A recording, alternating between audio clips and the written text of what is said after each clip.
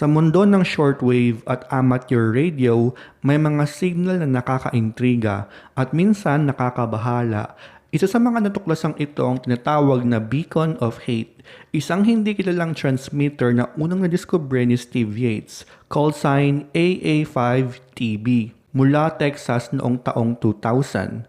Sa halip na teknikal na impormasyon, paulit-ulit nitong ipinapadala ang mga mararahas at nakakasakit na pahayag tulad ng "Americans are fuckers, kill them all for real" at "Take all the wives from the porn and religious camels, you took mine for 15 years. Nakakabagabag dahil ang mensahe ay puno ng galit at walang malinaw na layunin. Hindi alam kung sino ang nasa likod ng transmitter, kung tao lang yon o grupo, o kung saan nanggaling ang signal. Sa radio hobby, mahirap tukuyin ang pinagmulan ng walang masusing investigasyon.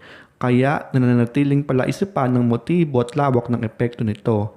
Mas lalo pang lumakas ang usapan tungkol dito noong muling madinig ang signal noong 2021, matapos ang halos 2 dekadang pananahimik. Ang kaso ay paalala na ang teknolohiya, kahit simpleng radyo lang, ay maaaring magamit para sa mabuti o masama. Pinapakita rin nito ang halaga ng mga hobbyist tulad ni Steve Yates na unang nakakabantay sa mga signals. Sila ang tumutuklas at nagre-report ng mga anomalya bago pa ito lumaki.